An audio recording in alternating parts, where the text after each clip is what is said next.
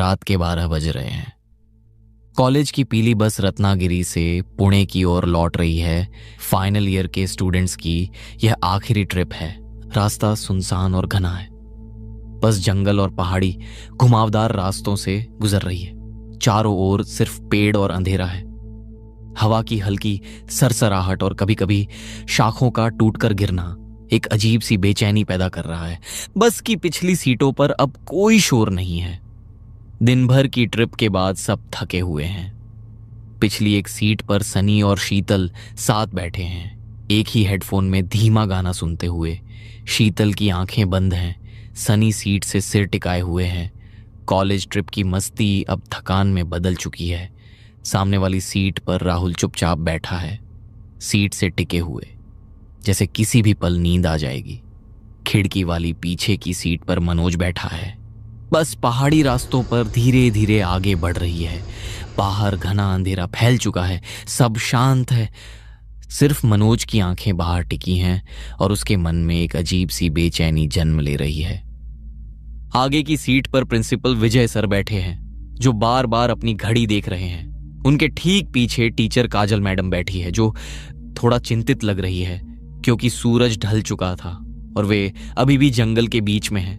बस की स्टीयरिंग थामे ड्राइवर रामू मामा के माथे पर पसीने की बूंदें थीं। रामू मामा पिछले 20 सालों से गाड़ियां चला रहे थे, लेकिन आज उनके हाथ कांप रहे थे। तभी विजय सर ने कड़क आवाज में कहा, मामा बस की रफ्तार थोड़ी बढ़ाओ, अंधेरा बहुत हो गया है। रामू मामा ने रियर व्यू मिरर में विजय सर को देखा और दबी आवाज में बोले, साहब यह काली घाटी है, यहाँ रफ्तार नहीं किस्मत काम आती है। दुआ करो बस यहाँ न रुके। पीछे बैठा राहुल, जो स्वभाव से थोड़ा डरपोक था, उसने यह सुन लिया और कहा, मामा तुम ऐसे क्यों बोल रहे हो? तभी एक जोरदार झटका लगा। इंजन ने एक अजीब सी घुरघुराहट की और बस का सन्नाटा चीरते हुए वह खामोश हो गई। हेडलाइट्स बुझ गईं और बस जंगल के बीचों बीच खड़ी हो गई। तभी काजल मैडम ने घबरा कर पूछा, अब क्या हुआ मामा? बस क्यों रोक दी? रामू मामा ने पीछे मुड़कर कहा, लगता है रेडिएटर फट गया, तुम सब लोग बस के अंदर ही रहना। तभी सनी, जो ग्रुप का सबसे निडर लड़का, वो खड़ा हो गया और कहा, अरे मामा हम चेक करते हैं ना, शायद धक्का लगाने से स्टार्ट हो जाए। तभी रामू मामा लगभग चिल्ला पड़े, नहीं, मैंने जो कहा है वही करो, नीचे कोई नहीं उतरेगा, ये कोई आम जंगल नहीं है। उनकी आवाज में ऐसा डर था कि पूरी बस शांत हो गई। रामू बच्चों को डराओ मत, मैं प्रिंसिपल हूँ और मैं कहता हूँ कि हम बाहर जाकर खुली हवा में सांस लेंगे, यहाँ गर्मी से दम घुट रहा है। विजय सर ने दरवाजा खोला और नीचे उतर गए। उनके पीछे पीछे मनोज, सनी, काजल मैडम और राहुल भी उतर गए। शीतल बस के दरवाजे पर ही खड़ी रही। बाहर का माहौल बेहद डरावना था। हवा एकदम रुकी हुई थी। जंगल से झींगुरों की आवाज इतनी तेज थी कि कानों में चुभ रही थी। रामू मामा भी नीचे उतरे।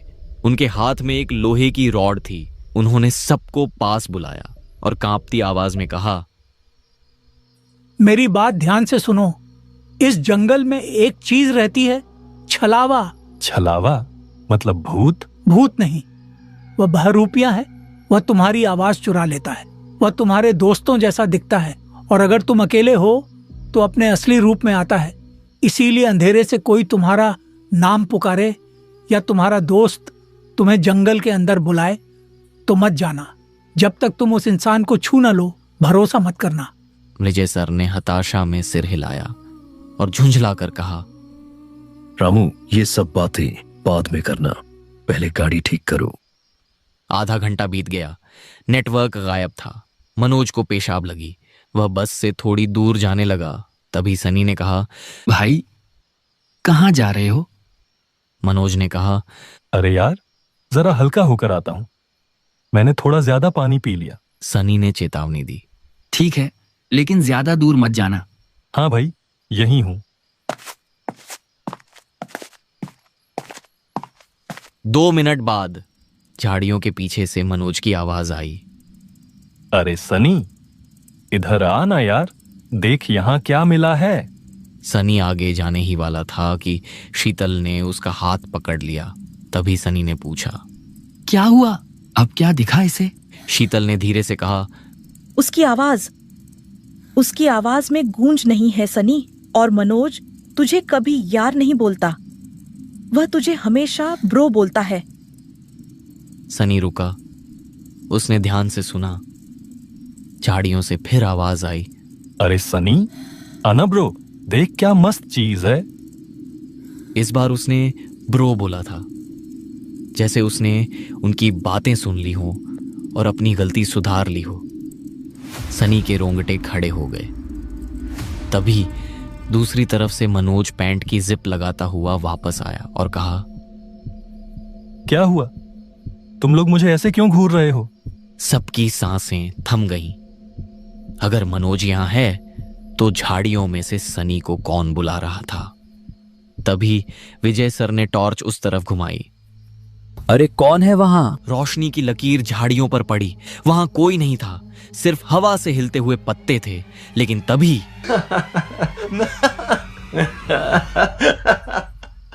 एक हंसी सुनाई दी। वह हंसी बिल्कुल मनोज जैसी थी।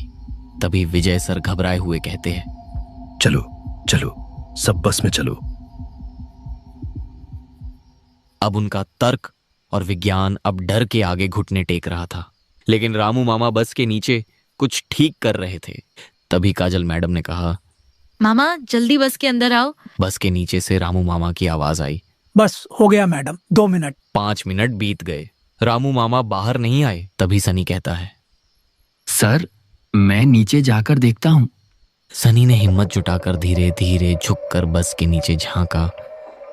अंधेरा इतना घना था कि कुछ भी साफ नहीं दिख रहा था। एक पल के लिए ऐसा लगा जैसे कोई वहां से उसे घूर रहा हो। उसका गला सूख गया और लड़खड़ाती आवाज में उसने घबरा कर कहा, सर यहां तो कोई नहीं है। सनी जैसे ही बस में जाता है तभी ड्राइवर की सीट पर रखा रामू मामा का फोन बजा। रिंगटोन सन्नाटे में गूंज उठी। स्क्रीन पर घर लिखा था और उसी पल बस की छत पर कुछ भारी चीज के गिरने की आवाज आई। धड़ाम! पूरी बस हिल गई। शीतल रो पड़ी। छत पर कोई चल रहा था।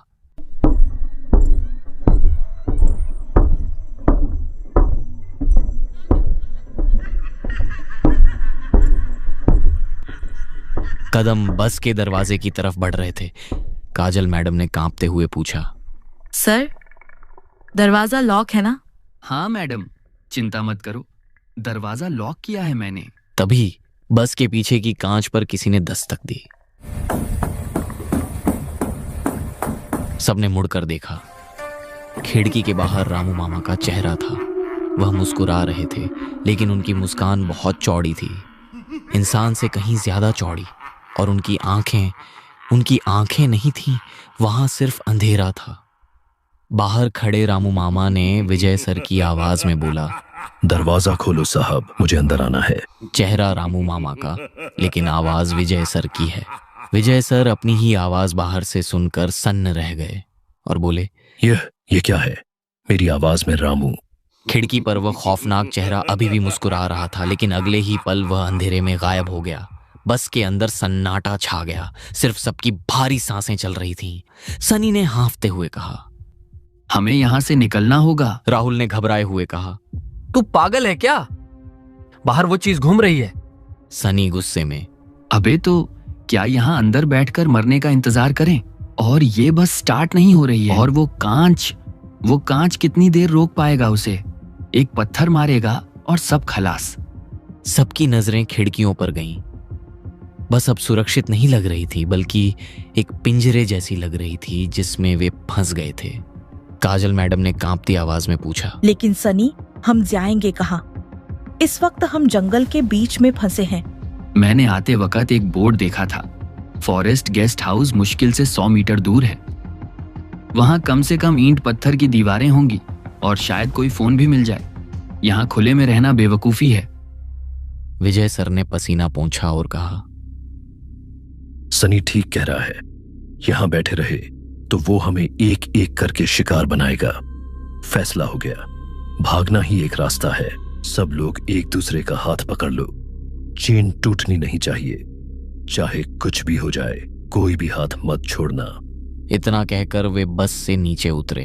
तभी अचानक बाहर इतना घना कोहरा छा गया था कि सामने खड़ा आदमी भी साफ दिखाई नहीं दे रहा था। विजय सर बोले, भागो। और उसी पल सब कुछ बेकाबू हो गया। वे ऐसे भागने लगे कि किसी ने पीछे मुड़कर देखने की हिम्मत तक नहीं की। कदम बस आगे बढ़ते जा रहे थे जैसे किसी अनदेखे डर ने उन्हें धकेल दिया हो। चारों तरफ कोहरा इतना घना था कि ऐसा लग रहा था मानो वे धुएं के बादलों के बीच दौड़ रहे हों। दिशाएं खो चुकी थीं, रास्ते धुंध में घुल गए थे। दौड़ते दौड़ते शीतल का संतुलन बिगड़ गया। उसकी उंगलियों की पकड़ ढीली पड़ी और उसी पल राहुल का हाथ उसके हाथ से छूट गया। राहुल संभल भी नहीं पाया। वह रास्ते के किनारे से फिसला और एक खाई जैसी ढलान पर जा गिरा।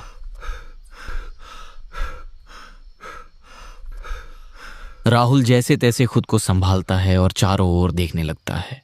चारों तरफ घना जंगल है और हर ओर गहरा अंधेरा फैला हुआ है। जंगल की घनी खामोशी जैसे उसके कानों पर हथौड़ा की तरह गिर रही है। राहुल के कदम लड़खड़ा रहे हैं, सांसें तेज हो चुकी हैं। हर कदम के साथ उसे लग रहा है कि कोई उसके बिल्कुल पीछे चल रहा है। लेकिन जब वह पलटकर देखता, कुछ नहीं। तभी अचानक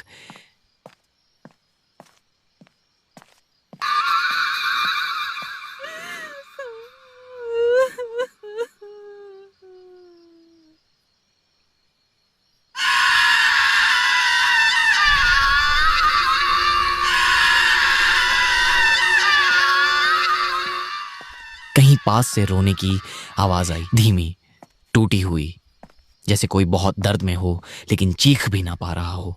राहुल वहीं रुक गया। उसके पैर जमीन में गड़ गए। दिल इतनी जोर से धड़क रहा था कि उसे लगा अब फट जाएगा। कांपते होंठों से उसने हिम्मत जुटाई और बोला, कौन है? कोई है क्या? कोई जवाब नहीं, बस सन्नाटा और झींगुरों की तेज आवाज जो अब पहले से ज्यादा डरावनी लग रही है।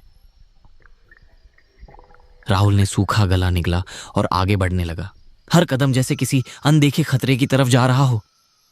सनी, कहाँ हो भाई? मुझे बचा लो। उसकी आवाज जंगल में गूंजकर वापस उसी पर गिर पड़ी, लेकिन जवाब कुछ भी नहीं। तभी उसे अपने ठीक ऊपर पेड़ के पत्तों में सरसराहट सुनाई दी, जैसे कोई भारी चीज एक डाल से दूसरी डाल पर कूदी हो। राहुल का दिल जोर से धड़का। उसने डरते डरते अपनी नजरें ऊपर की ओर घुमाई और जो उसने देखा उससे उसका खून जम गया। जमीन से करीब 20 फीट ऊपर एक मोटी काली डाल पर एक औरत बैठी है। उसने सुर्ख लाल रंग की साड़ी पहन रखी थी, लाल साड़ी पहने हुए, सिर पूरी तरह पल्लू से ढका हुआ। हवा चल रही थी, पत्ते हिल रहे हैं, लेकिन वो परछाई बिल्कुल नहीं हिली। राहुल की रूह कांप उठी।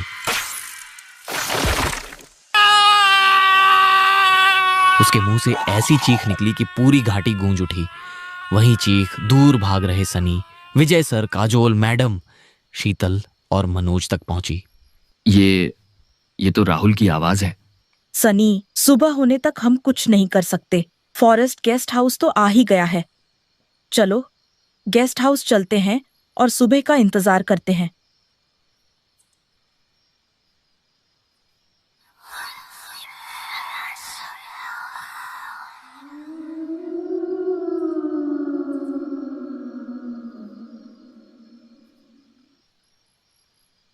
ये कहानी आपको अच्छी लगी तो लाइक करें और ऐसी ही कहानियां देखने के लिए चैनल को सब्सक्राइब करें।